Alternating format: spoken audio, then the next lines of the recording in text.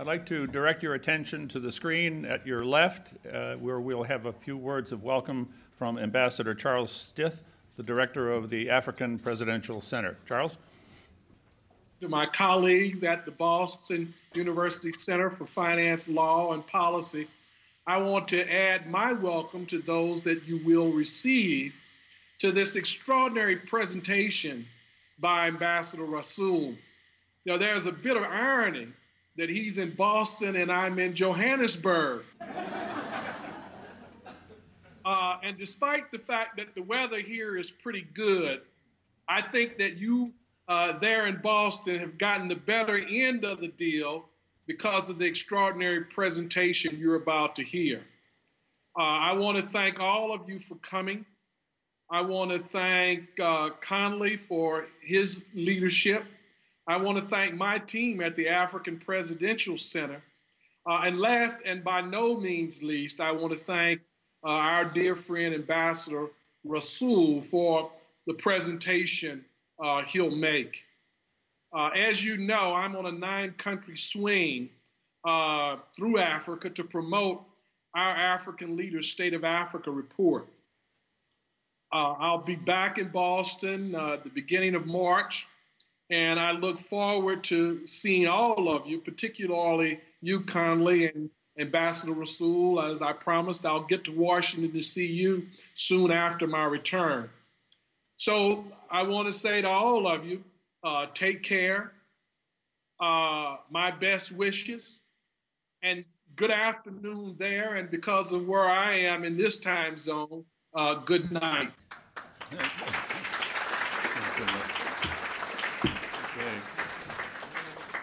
Well, thank you, Ambassador Stith, and I'd like to extend special thanks, in addition to the Center for the African Presidential Center, to the African Studies Center, to the Pardee Center, they're both represented here today, and to the Global Development and Policy Program of Boston University. We are obviously honored, obviously thrilled to have Ambassador Ebrahim Rasool with us today. He's a distinguished diplomat. Prior to being appointed ambassador from South Africa to the United States a year and a half ago, he was a member of Parliament. He's had senior positions dealing with issues of health, policy, finance, economic development across the board in South Africa. Starting as a high schooler, he was involved in the anti-apartheid movement, has been a member of the African National Congress, and I got to spend a few moments with him, actually quite a bit of time this morning, and I think that you're in for a treat. I don't want to put any pressure on you, Mr. Ambassador, but I think you're in for a treat. 46 years ago, a young man from Boston traveled to South Africa. He passed several days in South Africa. There he was experiencing firsthand the ravages of apartheid. And before departing South Africa on his last day of his visit, he delivered a speech that has become known as the Day of Affirmation speech.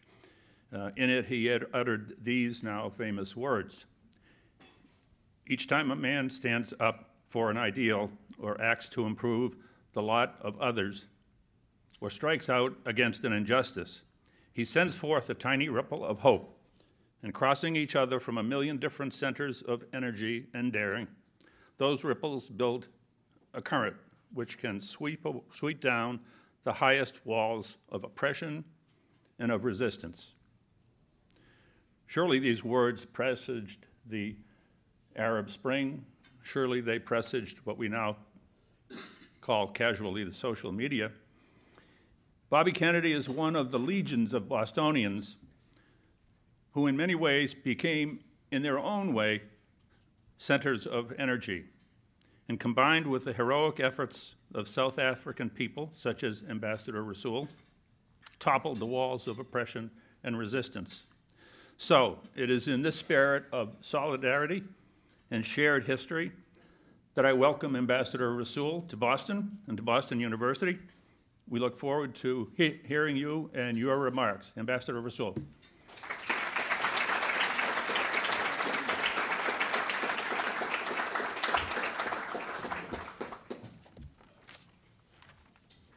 Thank you very much, Dr. Hurley and the Center for Finance, Law and Policy. I'm also very thrilled that we could use modern technology and get Ambassador Stith on the line from Johannesburg. You can see what the difference is between Boston and Johannesburg. It's not just in time zones. It's in the degree of relaxedness. I'm wearing a tie, and he is retiring.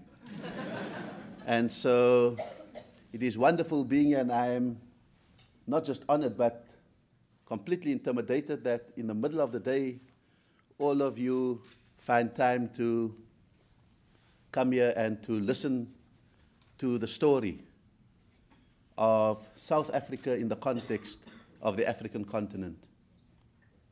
I must say that on Saturday in Washington, D.C., we launched the campaign to honor the life, legacy, and values of Nelson Mandela in the USA.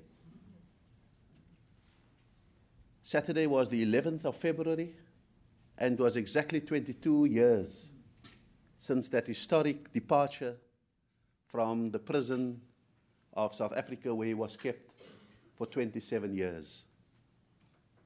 We launched the campaign that day, and on the 11th of February 2013, we are hoping that on Massachusetts Avenue in Washington, we will unveil the statue of Nelson Mandela as a permanent symbol, not only of the relationship between South Africa and the USA, but the fact that our relationship is founded in deep people-to-people commitment at a time when governments had not seen that their principles should outweigh their interests.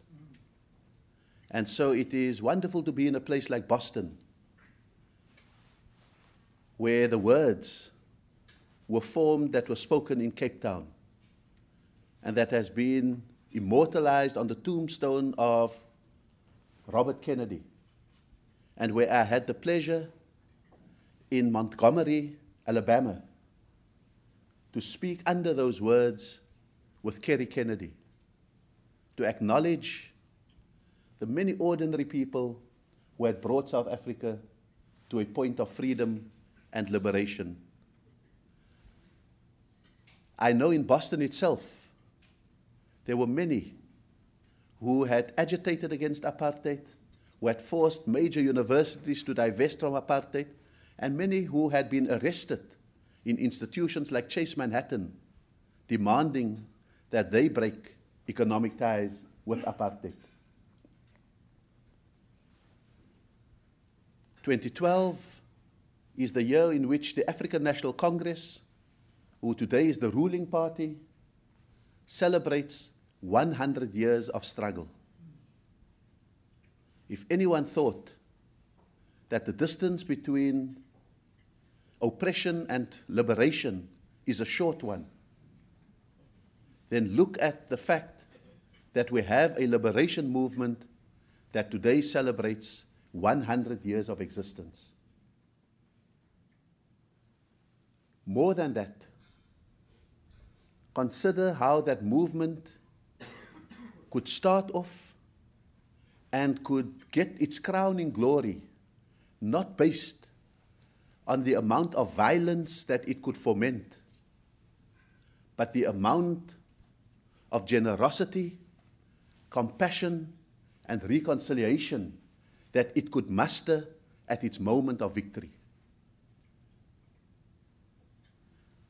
And so, when I speak to you today about South African exports and investments and its development, then I preface all of that by saying that our greatest export is not our gold or our agriculture or our wine or our Mercedes-Benzes.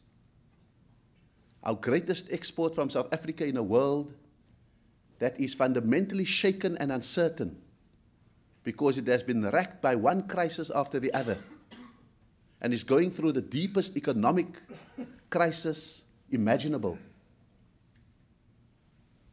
I preface all of that by saying that maybe what South Africa has to offer is the export of Ubuntu. Translated in the words of Nelson Mandela, I am because you are. In the words of Archbishop Tutu, we are people through other people. Simply put, wherever we may be, we are interdependent, interrelated, and interconnected human beings. Your freedom and our freedom cannot be separated. Just so, your development and our development cannot be separated. And that must be the overarching paradigm with which we discuss any matters of economic significance between us. What the world needs most of all today is not management, it's leadership. It's leadership that tells us that maybe the crisis that we experience is so deep and fundamental that tinkering at the edges is not going to make things better. Maybe the crisis is so fundamental that we require a completely new paradigm of thinking and working in the world today. Amidst the sound and fury of what will inevitably be a dynamic year for the United States of America, despite the sound and fury of the politics that we will hear, we've got to demand that golden thread of leadership in the midst of crisis that Nelson Mandela was able to offer throughout the darkness of apartheid South Africa, and that particularly he was able to bring to bear at the moment he chose not to gloat, but to reconcile, not to dominate, but to unite, not to take everything, but to share, whether it was the government, whether it was the property of South Africa, or whether it was the economy of South Africa. And so many people would love to describe that as a miracle. And that's the natural tendency of people. When we can't understand something, when it is outside our instinctive zone, we defer it to the divine. We say it's a miracle because only God could have caused this. South Africa may well have been divinely inspired, but everything that we achieved at that moment was through human agency. And if it was possible for us to restrain our most exuberant attitudes at that moment, it can be done wherever it is needed. If that brought extraordinary leadership at that moment of triumph out of crisis, it can be done by virtue of leadership in terms of the crises that the United States, Europe, and many parts of the world are undergoing. And so I say that so that we don't simply descend into an economics discussion without understanding where the precursors of this economic discussion is going. At the end of it, my appeal to you will be that we need a country like South Africa to succeed. Not only because it has all the ingredients to succeed, but where a country has gone beyond itself to present a model of reconciliation, unity, and development. We need to invest in that country because the world desperately needs models and examples of what the finest human beings are capable of when they allow themselves to lead and be led. And that, I think, will be the most powering clarion call to make about why South Africa and the African continent needs the attention that we're coming to seek here. A lot of this discussion has been occasioned by South Africa's invitation to join BRICS. BRICS is an acronym without the S that Goldman Sachs had given a group of countries, Brazil, Russia, India, and China, and saying that by the year 2050, this one would be the second largest economy, this one would displace that one as the third largest economy, this one will overtake that one as the world's fourth largest economy, etc., etc. And some of those predictions are coming true, as Britain has just been displaced from number 5 spot in the world. And so the idea of Brazil, Russia, India, and China grew from an acronym to describe a future scenario to a group of countries that said, if we are the main emerging markets in the world, how can we cohere ourselves better and coordinate amongst ourselves? They then took the next step to invite South Africa to join BRIC, to make it BRICS.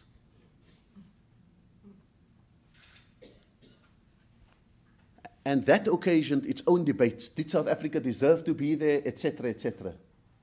But let me leave that point there. At this moment, BRICS is both a political as well as an economic initiative by emerging markets or emerging economies in order to find out how we can mutually deal with some shared interests being not developed, but developing, emerging. And so politically, that collection of countries have understood that the world has moved beyond international governance as offered by the United Nations, where each country has a say and is able to decide how to do things, but we come together to see in the United Nations how we can make this possible.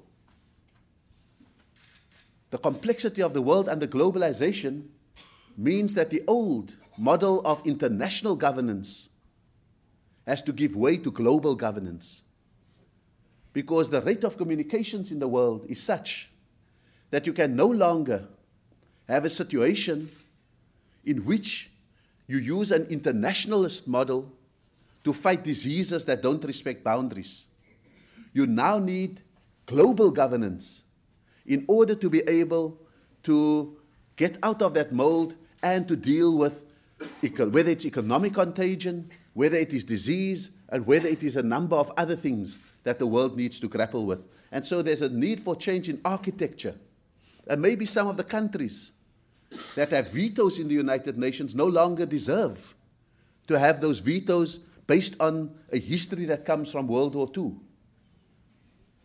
Maybe the permanent members need to be rejigged in order to get a global distribution that acknowledges the role of Asia, of Africa, and other parts, and South America, parts of the world that hold important levers of resources, power, and economics, but are excluded on a permanent basis from the workings of a Security Council. So in one way, BRICS seeks to redress the economic as well as the political architecture of the world and to bring to bear global governance. Because we often take the bitter medicine within emerging markets of structural adjustment.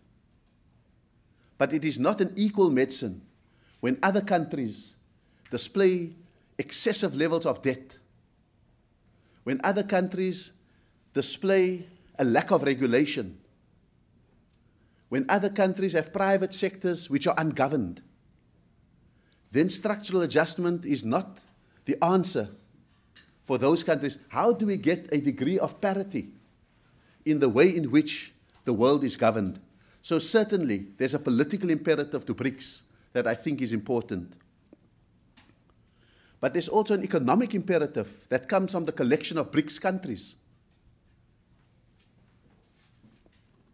The BRICS countries, Brazil, Russia, India, China, and South Africa, have 15% of the world economy amongst them. it deals with almost 10 trillion US dollars in the economic world today. It has 40% of the world's currency reserves. Much of the United States reserves are held in China. And so there may be a desire to do something, but when the vice president comes, you've got to roll out the red carpet because the reserves are held. And it has almost 30% of the world's population. That's what BRICS represents in the world today. It is not able to be a superpower in the way in which countries like the United States have emerged, because BRICS countries are also far too weighed down by the social challenges of its own populations, the sprawling levels of poverty, of disease, of underdevelopment, etc., etc. And so it's not able to be a superpower with largesse that can fund wars, that can be able to bring aid to bear, bail out countries like Italy and Greece and so forth, because its own imperatives, its own social needs are just very, very compelling. And so if we understand that to be BRICS, then we begin to understand South Africa as a pivot between BRICS and the African continent. Because we have learned a lesson from the first decade of the 21st century, when Manuel Castells, at the invitation of a few African presidents, culminated a visit in South Africa through a few African states. We wanted a diagnostic on why Africa is not overcoming the digital divide, and under what conditions Africa will join the digital world. And when he came down to South Africa to give his final thoughts on the matter, he was so breathtaking in his simplicity that it stung us into action. He made a point that New York as a city has more telephone connections than Africa as a continent, and that the precondition for entering the digital age is telephone connectivity. But to enter the digital age and to have telephone connectivity, the precursor to that is a steady, reliable supply of electricity or energy.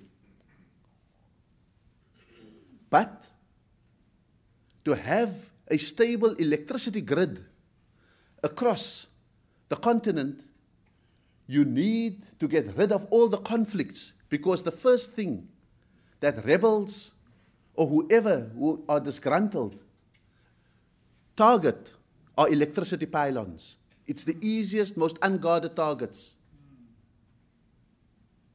And therefore, his conclusion was that if you want to enter the digital age, make peace.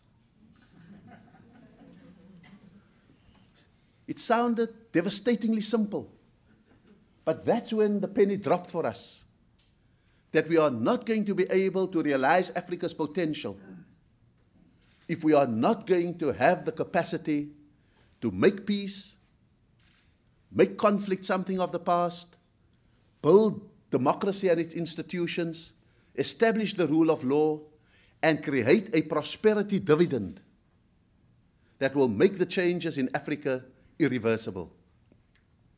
That was the point at which our president started engaging in the negotiations in Sudan. Our president at that time, Thabo Mbeki. Our current president took charge of the Great Lakes. Nelson Mandela was pulled out of retirement to get Burundi and Rwanda sorted out. Our various ministers went to the DRC, the Democratic Republic of the Congo, and wherever there were conflicts that were raging, we went to mediate those conflicts and to back it up by peacekeeping forces from the African Union, and to back it up by reconstruction efforts, post-conflict reconstruction efforts, largely led by South Africa. We then understood that there was a very definite way in which to make peace. And it is out of that mindset, how to make peace sustainably, that the African Union and a country like South Africa would resist the easy cliche of armed violence as a way to overcome problems in Africa. Because sometimes you reap the wind, even when the seed you have in mind is a peaceful one.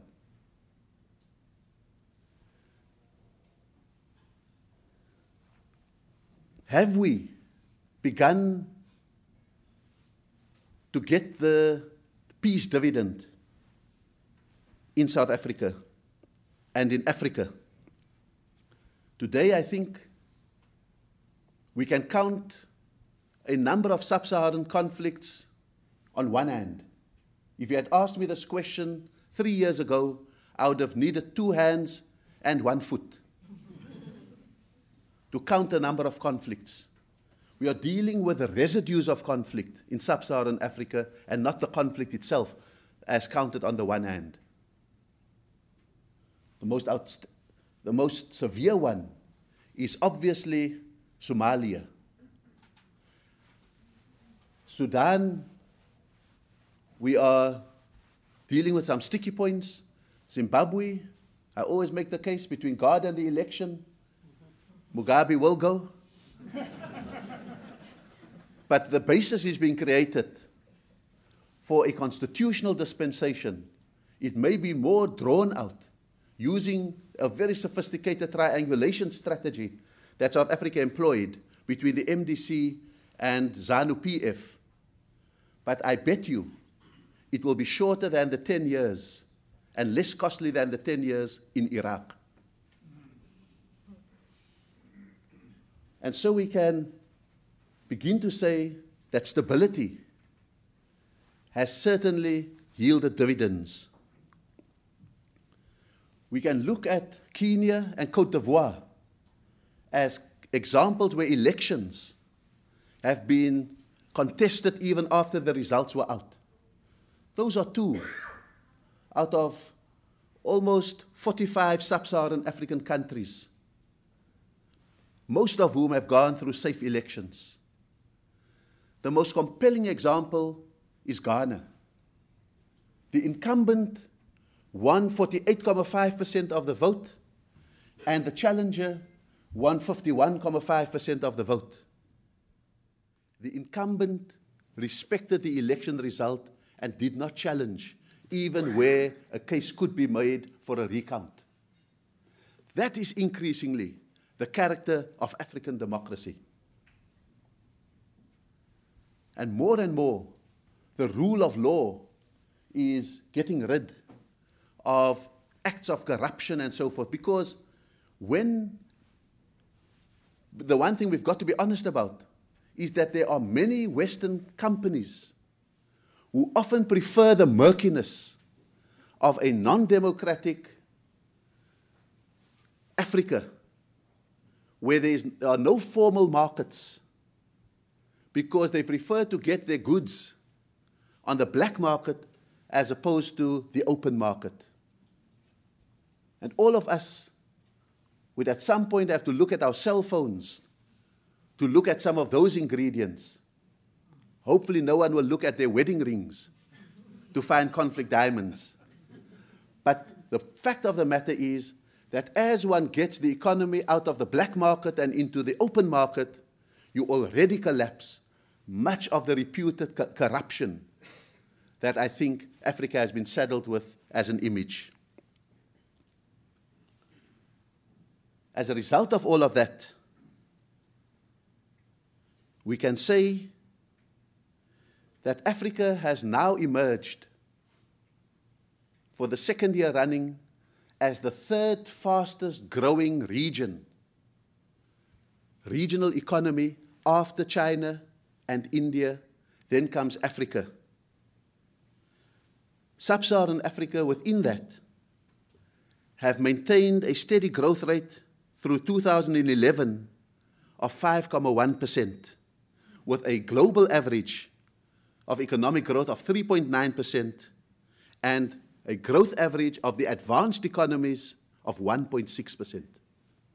Africa stands at 5.1%, and that will persist. This will endure because there's an energetic and upwardly mobile young population in Africa, finding their education all over the world and increasingly returning to Africa to plow back. It will endure because there is a rapid urbanization that is taking place across Africa of a middle class that requires consumer goods and drives demands at the point where there's consumer fatigue in the advanced parts of the world. It will endure because suddenly Africa is surrounded by fiber optic connectivity, and across the continent, fiber optic cables are making plans to meet each other. That is driving the ICT revolution that we spoke to Manuel Castells about. Cell phones have been the fastest growing commodity on the African continent, as people have not waited for fixed line and are skipping the fixed line phase of telephony in South Africa and going directly into the cellular technology. Natural resources are no longer kept underground because of conflicts and disputes, but are increasingly being brought to the surface, and most importantly, are now available on the open markets as tradable commodities rather than backhand deals that are being made. And most importantly, the growth in the financial sector makes Africa not just a commodity market, but a financial services market where investments are possible and so forth. All of this speaks about a growing middle class in Africa that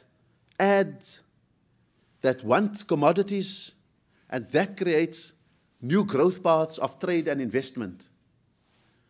The revolution in agriculture, for example, means that a US company, John Deere, no longer exports a few tractors to South Africa and then into Africa. It set up plant. Ford has opened up a plant in South Africa dedicated to building pickups that will keep the African middle class mobile. And so we can go through all of those things, even beginning to understand the motivation for Walmart wanting to take that middle class by storm. The holdup is that we want Walmart to not be a conduit for cheap goods from another part of the world, but to be able to enter into agreements that source quality goods from parts of the world where quality endures, and from Africa itself. And if you don't believe me, then a survey by the Economist Intelligence Unit finds, after surveying 158 US companies, it finds that 1 in 2 investors see themselves investing in Africa in the next decade. Of the 158, half of them are going to invest in Africa in the next decade. 1 in 3 have declared that at least 5% of their portfolios will be in Africa by 2016.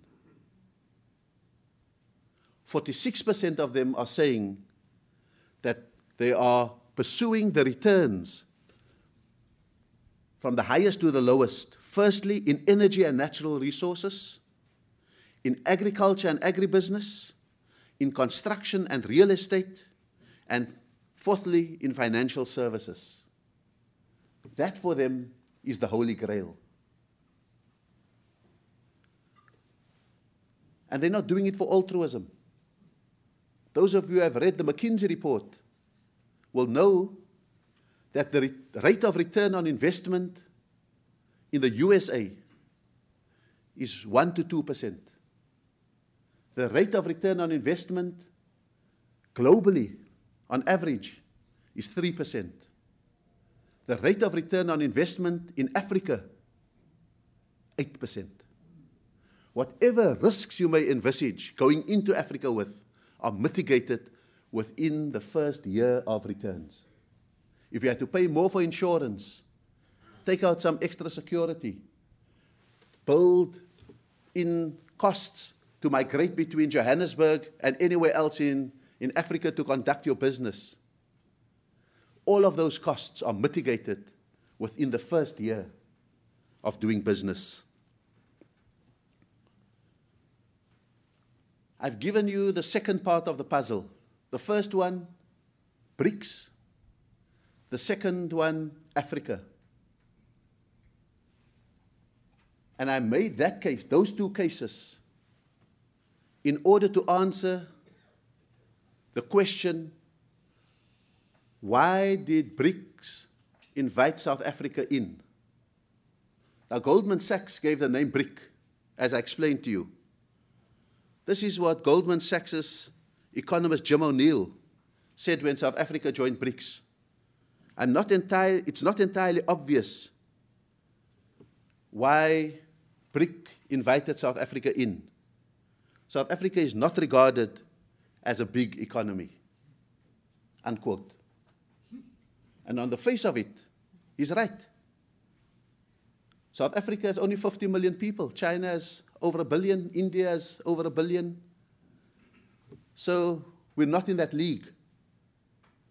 We have the smallest economy of all the BRICS countries, in a sense that some are 6 times our size, some are 5 times our size, some are 3 times our size, and some are twice our size. We have the lowest growth rate. We're not close to the 9%, 8%, and 10%.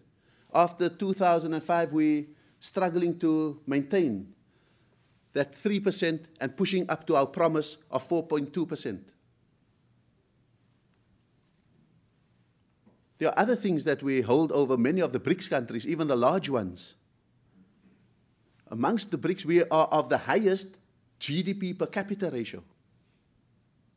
So we have a better distribution plan for the wealth that is created. We have probably the most extensive social security distribution network, where the safety net prevents our 99% from falling through the cracks of society. But also, of all the BRICS countries, we are the easiest place to do business, the most conducive environment. There's very little opacity in doing business with South Africa. But that's not, those two, our GDP per capita as well as our ease of doing business, those are not the reasons that BRICS had invited South Africa. The reason is in the story I told you about Africa. South Africa has been invited into BRICS because it is the recognizable gateway into the sub-Saharan economy. That's not just geographical. What it is that effectively South Africa is the service hub of the sub-Saharan African economy. It is the place that supplies the best banks for the African continent. It is the place where transactions are internationally justiciable. It's the place where you can find corporate partners with whom to partner as you get into sub-Saharan Africa. It's the place with a manufacturing capacity so that raw materials can be turned into beneficiated products. It's the place with the most advanced infrastructure, ports, airports, rail, and road.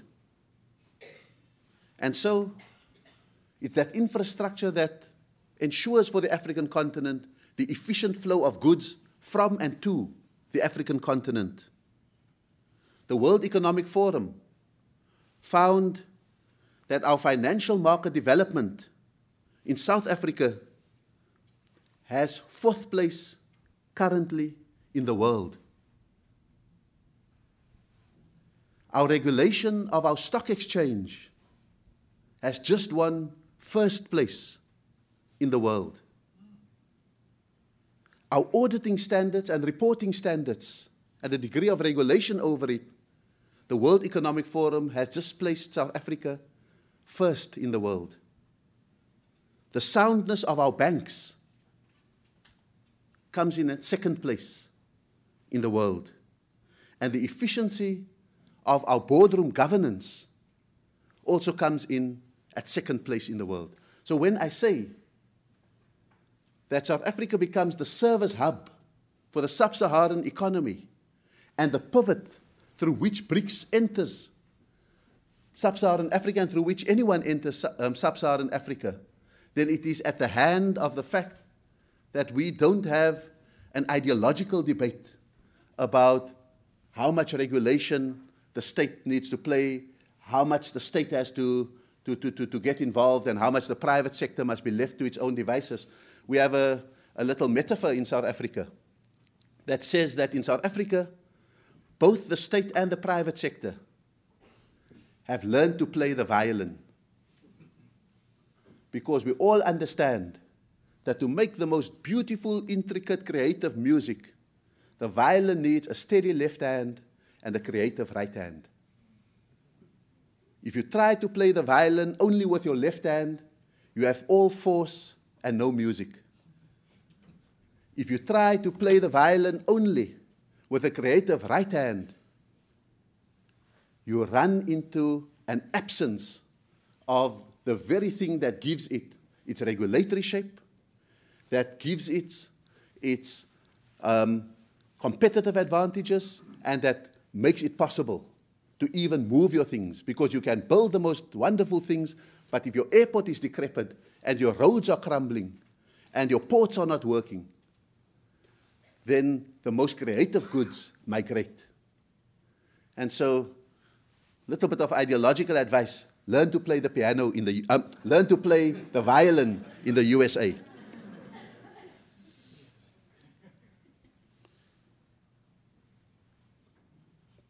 But we're also in BRICS, and we offer ourselves to the world because South Africa is on the cusp of pulling off probably the greatest thing that Africa will get to know. We have moved to implementation of our regional integration. Southern Africa, Central Africa, and Eastern Africa have all agreed to enter into one huge free trade area. No barriers in between, complete cooperation, and joint planning in infrastructure, in product development, in mining rights, and all of those kind of things. What it does, as soon as this hits the ground, and ECOWAS is now considering wanting to join that, and then whole sub-Saharan Africa will be one free market, and when the Egyptians and the Tunisians and Libyans and everyone else north have sorted out whether they're Arab or African, there will be place for them also. But they can have the best of both worlds as well. But the fact of the matter is, just with the three regions, SADC, COMESA, and the East African Community, 26 countries come together in one free market. Suddenly, the economic strength becomes $1 trillion US, and 600 million people constitute a single market. That brings us on par with our colleagues in BRICS. And that makes the case for whether the United States needs to have this courage deficit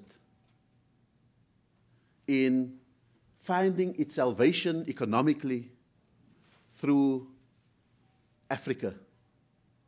If that 8% rate of return is available for the Chinese, it's as available to the US. If that 600 million market is available to the Chinese, it's as available to the US. If that free trade zone is available to the Chinese, it's as available to the US. The point that I make continuously in Washington is to make the case both intellectually and empirically. But when all of that fails, I quote Crosby, Stills, and Nash. If you can't be with the one you love the one you're with.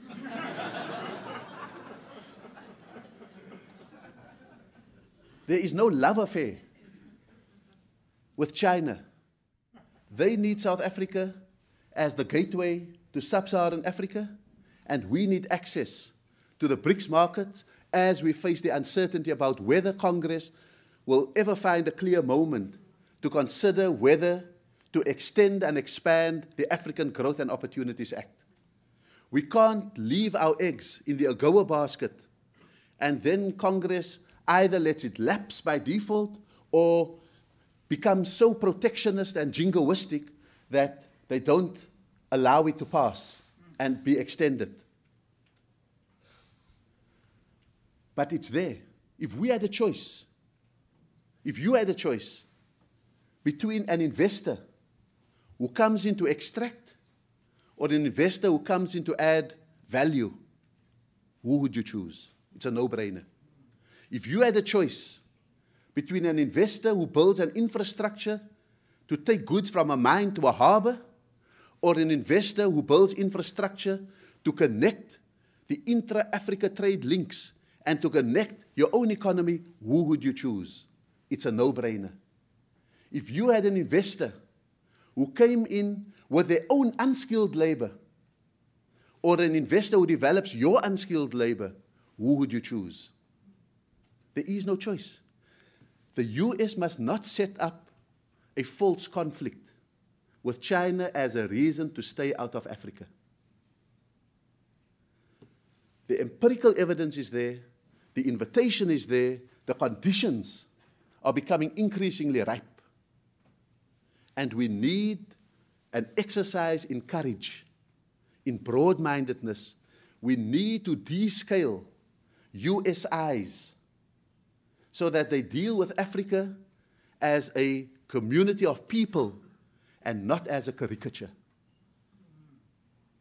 Not as a caricature of a throwback to the days of Idi Amin and many others. And that really is the heart of the invitation to the United States.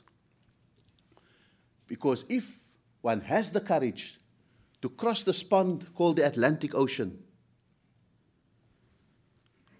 what South Africa brings to the foreign direct investment community, which last year was a good but not great $4.5 billion worth of investment. At our height, it reached $8 billion in 2008, and then the recession came. But we're recovering with 4.5. But what is on offer is that South Africa is the #1 country for platinum reserves. It has the 3rd biggest reserves of gold in the world and the 6th biggest reserves of coal in the world, and we'll sell you that with the technology for carbon capture, carbon storage, and carbon degradation. It is expected that across the emerging markets, stock markets are expected to rise by 15 to 30%, and South Africa is expected to be in the top part of it, closer to 30% than to 15%. That growth currently is hovering around 3%. It's projected to go to 4.3% and to average over the next decade at 4.2%. That takes us into the zone with Taiwan and Brazil and creates daylight between us and Italy with 0.9% growth.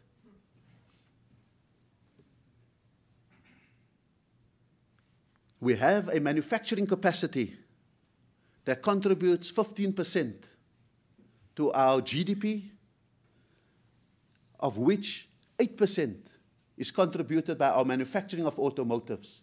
I've spoken to you about Ford.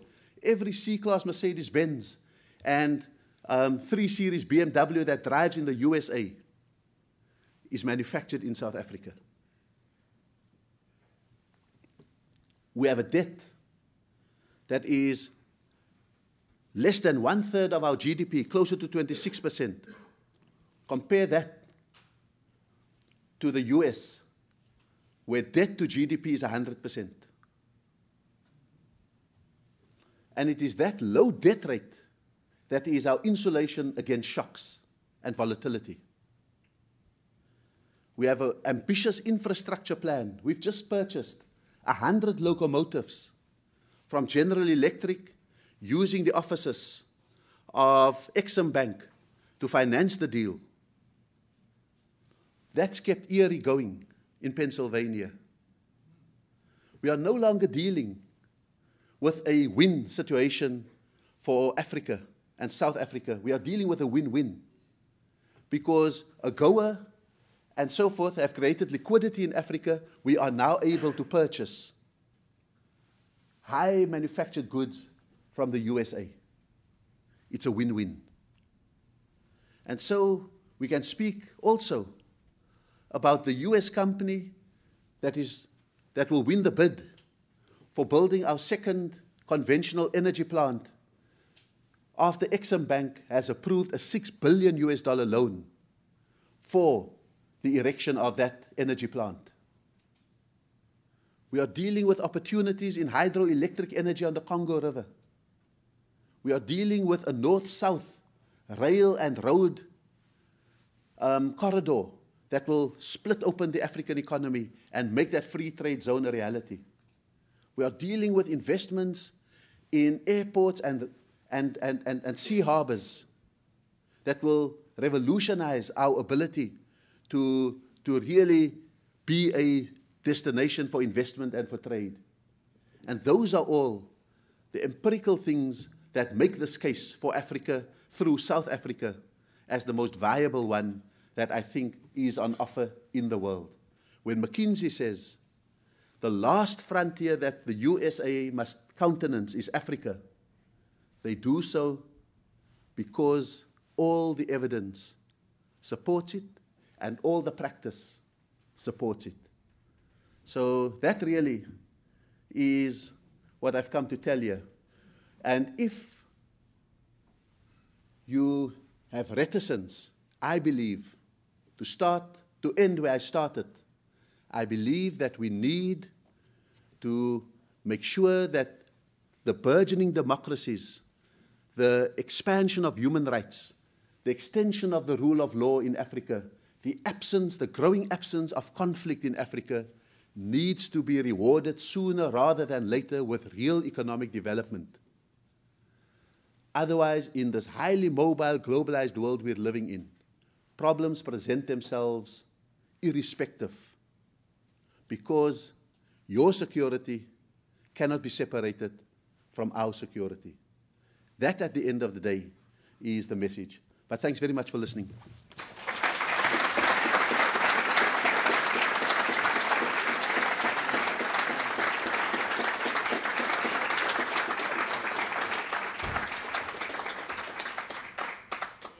Ambassador Rasool has agreed to take a few questions, and I think there are a couple of folks with microphones. There they are on either side. So a lot to digest, a lot of good information. Are there any questions? I can't believe there are not. Please, over here, over here. Sounds like an auctioneer. Right over here, Jim. Thank you.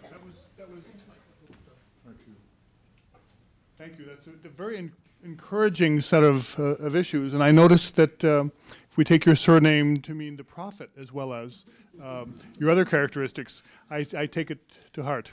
My question is something that is in addition to what you mentioned about the role of South Africa. And if we relate that to the more negative story of Somalia you mentioned as one point of conflict, South Africa is a major point of intersection between its own economy and Africa through remittances.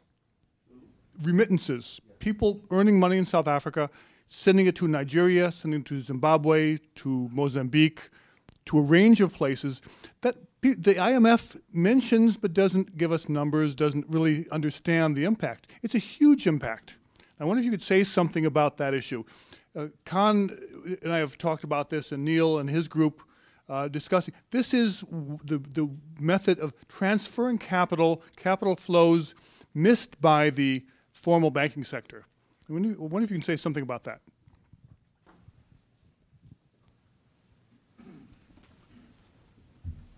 There are many countries in Africa that would count remittances as high as 42% of GDP. And South Africa has displaced countries like the United States as the #1 origin or source of remittances for African countries. And it's the Somalians, the Congolese, the Nigerians, and many others, Zimbabweans and so forth, who find some or other form of work in South Africa. And given our own history of dependence on the rest of Africa, when we were an exiled movement and a refugee community, there's no debate in South Africa about migration policy or anything like that. It is about how we can, and so all the human rights that pertain to South Africans would pertain to any other person who purports to be human and comes into South Africa. And so remittances could be from employment, but remittances could easily be from a 60-year-old Somalian who gets a pension of 1,000 rand, which is just over $100 per month, some of which would be sent to the country of origin. And so I think the remittance economy is very important, and therefore some very important discussions are going to take place in Durban on May 24 and 25, and those are the 2 days when South Africa has been asked by the African Union to convene the African Diaspora Summit.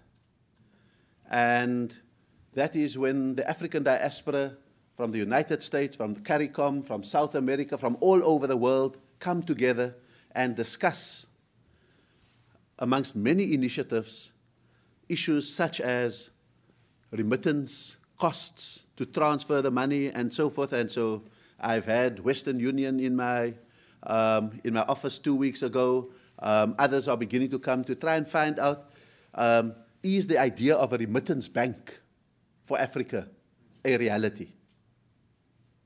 Or how should they change in order to ward off this idea of a remittance bank, because they understand the volume of flows of money that go through it? I think in much the same way, we'd like to change the culture of the spend of that remittance so that it will always be personal, family, and keep people away from hunger in a family.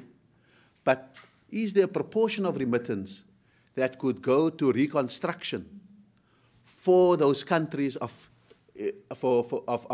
conflict? Now, those are very tricky matters to discuss, because you can't come between a family and their justified remittance. So I'm simply adding to the complexity of the debate, Jim. But I'm very happy that you've not lived up to your reputation by asking frightening questions. Ambassador, thank you so much for that extensive and really just eye-opening presentation. As you were speaking, I was thinking about just this summer I was in Angola, and I'm an Angolanist following developments there. And what I would like to ask, if that stability that you spoke about in terms of South African initiative about dealing with the political situation in some of these countries, if that includes Angola, because obviously, there is a very important election coming up with, in fact, where the presidency is at stake, and one wonders how much influence, whether it's SADC or other, individual, the president would have on a country such as that really has a very long record of really not allowing that type of, intervention. And there is the possibility of, in fact, that status and that situation boiling over. So I wondered if this was part of the calculation. I think that the one box we can tick off for Angola is the kind of post-apartheid stability that it had achieved with Savimbi and UNITA out of the way, and there was a greater opening up of the country. There was no-fly zones. There was no foreign weapons coming into the area, etc., and we staunched the flow of black market oil from Angola. So I think that we can tick off that box and say a mission accomplished on that civil war. Now, I'm not sure whether you're a critical Angolan or a loyal Angolan. So I have to watch my words very carefully. But the point that I want to really make is that Angola probably has one of the greatest challenges to not let the curse of oil affect it. I think that it's blessed that it has all that oil, but also diamonds. And so, unlike other countries, it's not a single product economy, but both products are capable of causing devastation. Because, and that's why we're fortunate. I often wonder, Matar and I were discussing this morning, if South Africa had a choice between an oil-producing country's 9% growth and a diversified economy like South Africa's 4% growth, what would we choose? My answer to him was, personally, I choose 4% growth with a diversified economy and all the kind of financial services regulations and everything in place, because there's just something about oil that creates elites, that creates an overweening desire to hold on to power, that makes the stakes so high that it's not just who enters the parliament, but who gets access to the largesse. That puts a very important, you're not just the manager or the overseer of the economy, you are a boss in the economy. And I think that, and I'm not saying that that is the fate of Angola, since you didn't answer the question, but I am saying that those are the danger signals. And so I think we need to be very, very cautious. But having said that, and I'm now moving off Angola, the lesson we've learned in Africa, and therefore we must not underestimate the power that citizens of the US have and corporates in the US have. For every bribee, there's a briber. And sometimes we reward the briber by saying, oh, great business sense. But the bribee is an unreconstructed criminal. I think until we find a point of equilibrium where the briber and the bribee are both deemed criminals, and the one isn't patted on the back for good business sense, and the other one isn't excoriated for being caught out, I think we are going to have unhealthy relationships.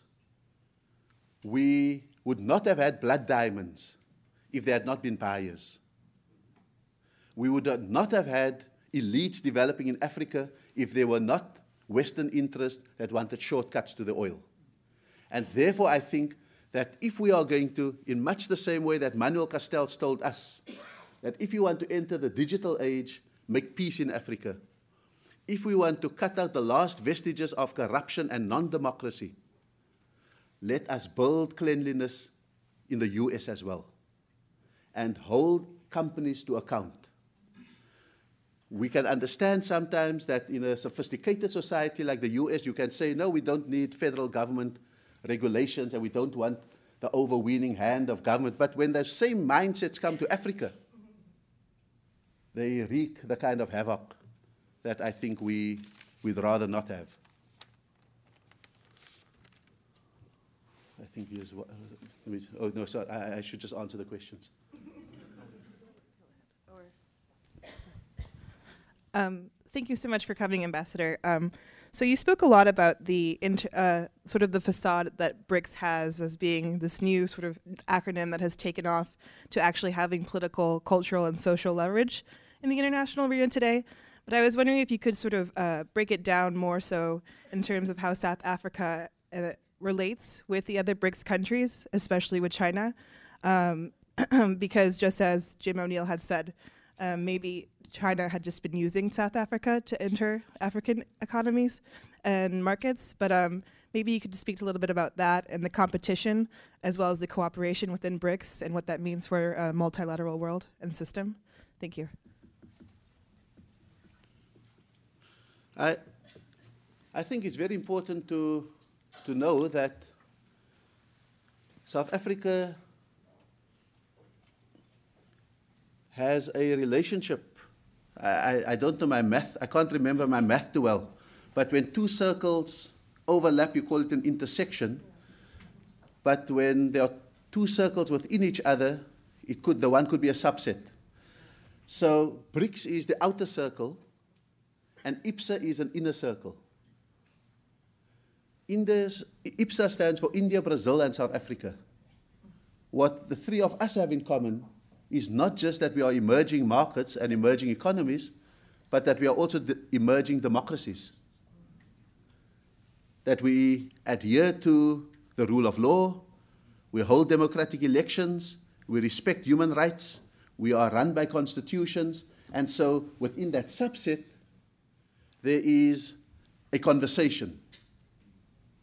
Within the outer circle, there are interests. So the subset represents principles, the big circle represents interests. And the lesson we've learned in a globalizing world is that your sovereignty counts for nothing. We fought for 100 years, 80 years for a sovereign South Africa, and when we wiped our eyes out, sovereignty meant nothing. And so it is the ability of nations to coalesce and to be able to create better terms for their relationship amongst each other and with others. BRICS becomes a very important set of emerging economies with which to enter conversations with the USA, with which to enter conversations with Europe. We've been knocking on the door as nations at the World Trade Organization, trying to get the one Doha round after the other sanctioned. France is not willing to lift its subsidies after we've been encouraged by the World Bank and the IMF to drop every subsidy we have. We still can't compete on equal terms. We can't call our champagne champagne, even though it's better than, it's still more original than France, I'm told. But so in a very unequal world where you don't have the architecture sorted out, you've got to make coalitions and alliances of countries that share interests. But be aware also of where your principles begin and your interests end. And I think that that is where the subset becomes an absolutely critical, and that is why, for example, despite a lot of lobbying, when it came to Resolution 1973 at the United Nations Security Council on Libya, although some may claim that we were sucker punched, we did not vote, we did not abstain with Brazil, Russia, and India and China. We voted for it. That was the elusive vote that would have made it and that's why South Africa is so this is just a digression. That's why South Africa has been so vocal about its unhappiness about how that resolution was interpreted and how effectively we thought that we were protecting civilians, and what we ended up doing was to provide an air force for armed rebels who cleared the path for them on their road to Tripoli. Now, the outcome, I mean, you could live by the dictum, all's well that ends well, but no one will vote again and be sucker punched again on when a legitimate cause comes along. So we didn't. And much the same way, we voted for the Syrian resolution, and it was vetoed by Russia and China. So you could see how we manage all of those. I don't know in this convoluted way if I'm beginning to answer your question, but I think that in all, South Africa implements what we call the diplomacy of Ubuntu, which I've explained earlier. And we always debate between our principles and our interests. And what we try and determine is that we must reach our interests preferably through our principles. And so, and therefore our independence globally is a very important one. That there are times when we will differ with the United States, and there are times when we will differ with China, despite the proximity of relationships. And so we are aware of the need to be both competitive and collaborative. You can never just base something on competitive relationships.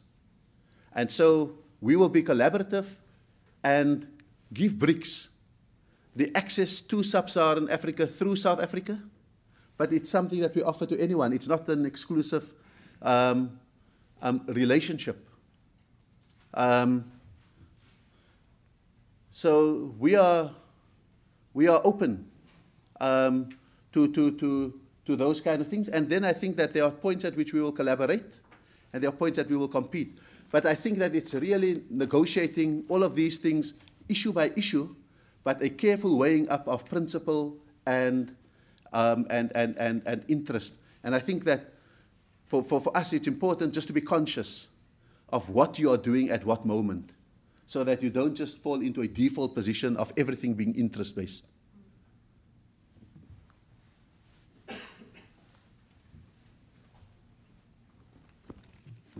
Thank you, Ambassador. I'm a student. I'm actually doing a research project at the moment on the Truth and Reconciliation Commission, and I was wondering what your thoughts were on the relationship between the commission and its work, and where South Africa finds itself today in terms of world presence and its growth, its economy and its achievements, which you mentioned earlier.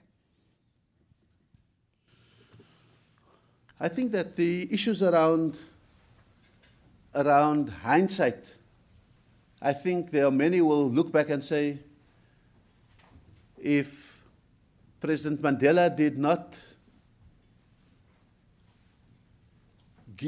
if he was not as generous, we may have been further down the road economically. Because it's the most horrible thing to deal with a situation in which we have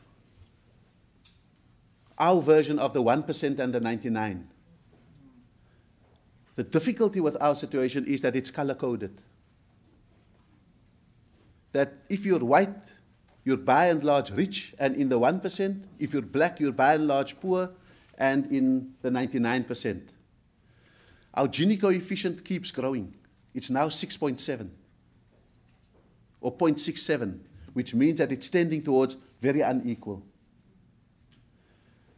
The debates that we're having, everyone lampoons the president of the African National Congress Youth League, Julius Malema, for pushing the issues on nationalization and economic reparations and all of those kind of things. And we've had a lot of patience for foolish young people. But he would not be saying that all the time if he did not have a market for his ideas. Because he strikes at a chord that is so raw in South Africa, the fact that we offered the white community full property rights, and that we will only distribute property on the basis of market values. Our difficulty is that market values in South Africa before 2008, the return on property investments in a place like the Western Cape or Cape Town was 30%. After 2008, you could get 20% returns on those investments. It's now remains. So if market values are doing that, there's no way the state is going to have the wherewithal to do that, to be able to have a healthy distribution process. The question is, do you go for exigency and expedience, or do you stick by principle? And we've decided as a country, despite how bitter the medicine is, that the moment we start breaking our agreements, no one else will negotiate anywhere in the world their exit. And that, I think, is a moral burden that South Africa has to maintain. And so, but we've always been appealing to our white community that they must reward the generosity of the poor. They must reward the patience of the poor with a generosity from the rich. We need a couple of hundred Warren Buffetts to come in there and say, tax me, tax me. But the fact of the matter is that our society will almost, in a sense, remain on the edge while there are unresolved issues. And that is where moral leadership is so important. And we are very, very fortunate that we had the example par excellence of Nelson Mandela, who established a precept of leadership that is primarily moral, and the need to keep your promises, the need to stick to your agreements, and the need always to explain to people so that you purchase more patience from them. I think we need to, in the next few years, be able to show significant movement on land distribution. We need to show significant movement on ownership of the mines, and a range of other things. If we are not going to have the tension, the elastic band stretched too widely. We have time for just one more question. I know this gentleman here is, well, yeah. Thank you, Mr. Ambassador, for your presentation. It's very heartening to hear that you're taking such actions. But the question I have that faces all nations, but particularly South Africa, if you cannot, or if you are not able to move down to the core where the 99% are in a timely fashion, how does that affect your process moving forward? And the second part of it is, do you see South Africa as acting as the polemark, the key or the linchpin for moving the continent of Africa towards what the European Union should be experiencing, which is a collective economy which should bring them forward? But do you see that happening if you cannot reach the heart of your community? I don't know, I think that continuing from that metaphor of the elastic band that is being stretched, every year that passes, we're now approaching 19 years of freedom. South Africans have lived by the dictum that today is better than yesterday and tomorrow will be better than today. And it is one of the most hopeful dictums in a heavily impoverished society. As I said at the Virginia Commonwealth University yesterday, we'd love to have your unemployment of 8.3%, because ours is 25% on one scale and 30% on another scale. And therefore I think that what government has done is really to create that safety net that I've spoken about. It is one in which we have created packages of social services so that when you're 60 you get a pension, When you're disabled, you get a grant. When you seroconvert from HIV to AIDS, a grant kicks in. And you are an orphan, there's assistance, and every child under the age of 15 gets 200 rand a month simply to keep the child in school and so forth. We followed that up, the social security basket.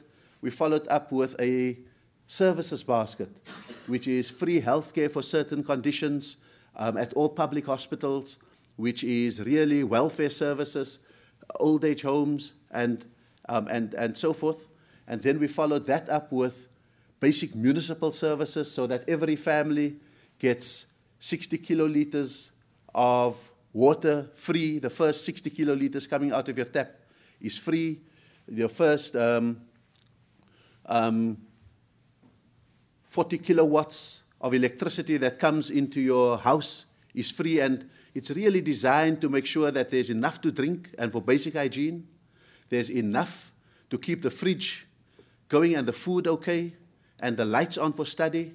And so we've been very creative in what we call the social wage. We know we're losing the battle on the economic wage, what people earn in the economy. But South Africa has been very successful in implementing a social wage, and that's why I feel like an alien in the USA, given some of the debates. And then I think we followed that up with expanded public works programs in which we absorb unemployed people in policing the areas and patrolling. We absorb unemployed people in treating people and administering medicines at their homes and not in the hospitals, etc., etc. So I think we've been able to build a safety net that has rewarded, in a sense, people's hopefulness, their optimism, and their patience. But I think that the new generations emerging have no memory of how bad things were under apartheid. They don't understand that the dignity you have today, you did not have yesterday. And therefore, they get all their ideas about what life should be from Hollywood, the American dream. And their dream is a BMW, a cell phone, the latest jeans, the Nike shoes, and so forth. And that's where I think we're beginning to really fray at the edges. And that's why education becomes the most important investment that we must make in South Africa, so that we make sure that the emerging generations are not unemployable. And that, I think, is the key challenge. And South Africa, as the linchpin for collecting the African, we're very careful about speaking a language that appears like that of a superpower or an imperial power on the continent of Africa. And so we're not shy to say that we lead from behind, because sometimes there are things that only the most diversified economy can do. And sometimes there are things which only the most connected infrastructure can do. And so how do we balance our modesty, not to be imperialist, with our responsibility to harness our natural strengths to make things work? And we know that an investor would want to come into South Africa because there's 24/7 banking, that there's an internationally justiciable legal system that can prosecute deals that go wrong, that has a financial services sector that is well regulated. That's a fact. African countries must reach that. But until we have that, there will be no investment in Congo if it is not done through South Africa. There will be no investment in other places, Rwanda and Burundi, if people don't have the comfort of having their head office in South Africa.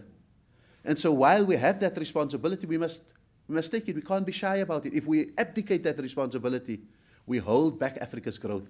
So I think that that's the kind of balance that we certainly would be looking for. Having spoken about Hollywood, I would advise you not for any profound reason, that you please try and see Safe House. Not because I'm a Denzel Washington fan, or that I love the conspiracy that Safe House paints around the CIA and how it operates in other countries, but only because 90% of the movie is shot in Cape Town. They have not only used Cape Town for its studio and pretended it was LA. They used Cape Town as Cape Town.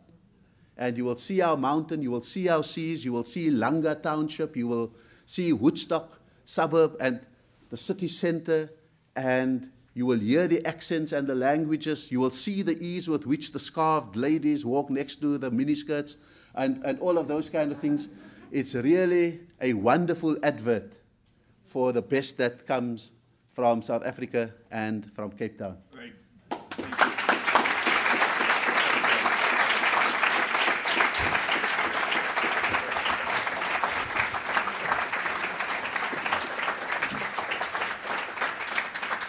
Thank you, Ambassador Rasool. And if anybody has not seen The Departed yet, I highly recommend that you go see The Departed. It was filmed right here in Boston.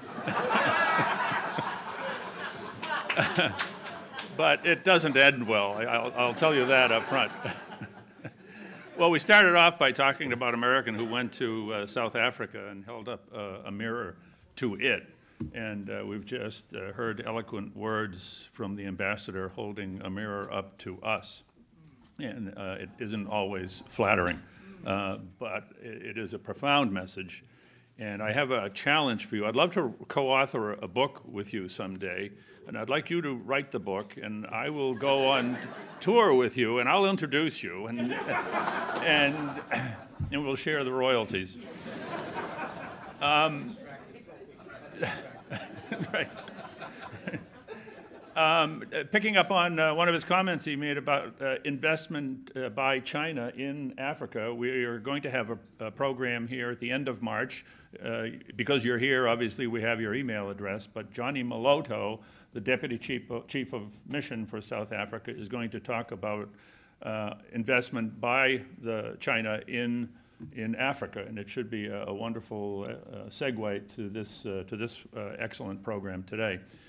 Ambassador, we're graced by your presence. We're honored that you took the time to come and visit with us, and we hope that you will consider Boston, if not the next place to film a movie, at least your home away from home. Thank you all for coming.